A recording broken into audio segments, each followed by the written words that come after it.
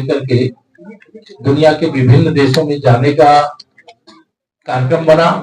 करोड़ों लोग पवित्र अवशेषों के दर्शन किए, जो भगवान विश्व में शांति का, करुणा का, अहिंसा का संदेश देने वाले, जिनके लिए माननीय प्रधानमंत्री जी की भी बहुत अगाध श्रद्धा है और मेरी तो अटूट श्रद्धा है ही। और सिद्धार्थ नगर में पर्यटन की दृष्टि से बहुत संभावना है।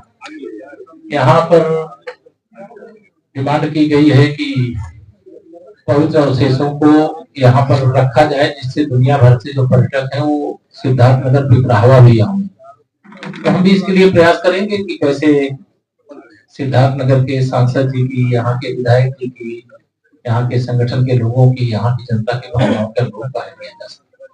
उसके बाद मुझे सिद्धार्थ नगर महोत्सव 2026 फिर ग्राम चौपाल में जाने का मौका मिला। पार्टी के कार्यकर्ताओं के, नेताओं के साथ भी बैठ करके चर्चा करने का मौका मिला। और अब यहाँ पर भी आप सबके साथ, प्रशासनिक अधिकारियों के साथ बैठक करने के बाद मैं आप सबसे चर्चा कर रहा हूँ। मैं आप सबको यह जरूर कहूंगा कि सिद्धार्थ नगर में अभूतपूर्व संभावना है। अभी स्पेशल डिस्ट्रिक्ट है, यानी पिछड़ा जिला है, लेकिन अगला जिला बनने में बहुत देर नहीं। डबल इंजन सरकार का खजाना सिद्धार्थ नगर की खुला हुआ है। हम विकसित भारत, विकसित उत्तर प्रदेश, विकसित सिद्धार्थ नगर के लिए काम करेंगे। भ्रष्टाचार मुक्त भारत, भ्रष्टाचार मुक्त उत्तर प्रदेश, भ्रष्टाचार मुक्त सिद्धार्थ नगर के लिए संकल्पित। और इस दिशा में हमारी सरकार ने बड़े और बड़े कदम उठाए हैं। मनरेगा की जगह विकसित भारत जी राम जी जो अधिनियम आया है, इससे गांव का सर्वांगीण विकास होगा, स्थायी विकास होगा।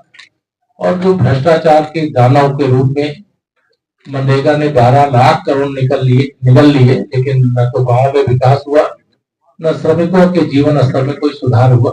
आने वाला समय बहुत ऐतिहासिक होगा। हमें 2014 से लगातार सिद्धार्थ नगर की जनता का आशीर्वाद लोकसभा से लेकर विधानसभा तक में प्राप्त हुआ। 2027 में भी हमें पूरा विश्वास है कि हम 2017 की विजय को दोहराएंगे और उत्तर प्रदेश में तीसरी बार प्रचंड बहुमत से सरकार बनाएंगे। समाजवादी पार्टी हो, कांग्रेस पार्टी हो, बहुजन समाज पार्टी हो, इनका कोई राजनीतिक भविष्य उत्तर प्रदेश में नहीं। लोकसभा चुनाव में दुष्प्रचार किया, उससे कुछ अधिक सीटें हम लोगों की तुलना में कांग्रेस और सपा के गठबंधन ने जीती, लेकिन इनके दुष्प्रचार की जानकारी जैसे ही जनता को हुई, हरियाणा, महाराष्ट्र, दिल्ली और बिहार में कांग्रेस सहित इनके कुनबे का, इनके इंडी गठबंधन का सूपड़ा साफ हो गया है। और 2027 में समाजवादी पार्टी का राजनीतिक भविष्य अंधकार में है। उनका पीडीए फर्जी है, उनका पीडीए परिवार डेवलपमेंट एजेंसी है, वो गुंडों, अपराधियों, माफियाओं के संरक्षक हैं। और भारतीय जनता पार्टी का कार्यकर्ता दिन रात मेहनत करता है, जनता के बीच में रहता है। इसलिए हमारी पार्टी आने वाले समय में भी सफलता प्राप्त। सर, शंकराचार्य और मुक्तेश्वरानंद ने सरकार को अल्टीमेटम दिया है कि सरकार 40 दिन के अंदर हिंदू होने का प्रमाण दे। देखिए, परम पूज्य शंकराचार्य जी के चरणों में मेरा प्रणाम है और उनके किसी सवाल का जवाब मुझे देने की जरूरत नहीं है। हम लोग तो प्रणाम करते हैं और प्रणाम करके उनसे आशीर्वाद लेते हैं। उसके अलावा कोई जवाब किसी आचार्य, किसी शंकराचार्य, किसी महामंडलेश्वर, किसी संत के बारे में कोई पूज्य संत देंगे, मेरा देने का काम नहीं। 1 फरवरी को केंद्र सरकार बजट पेश कर रही है।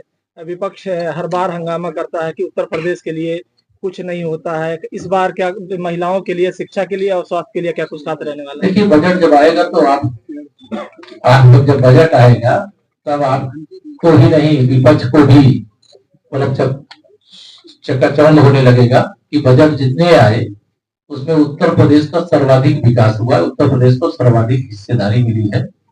हमारे प्रदेश में हर जनपद में मेडिकल कॉलेज, अधिकतम एयरपोर्ट, अच्छे रेलवे स्टेशन, सड़क मार्ग, रेल मार्ग, हवाई मार्ग, सब इतना ज्यादा कनेक्टिविटी हुई है जिससे विपक्ष का अपना राजनीतिक भविष्य जब खतरे में आता है तब इस प्रकार के सवाल। सर, योगी जी के कैबिनेट में जो बांग्लादेश हिंदुओं को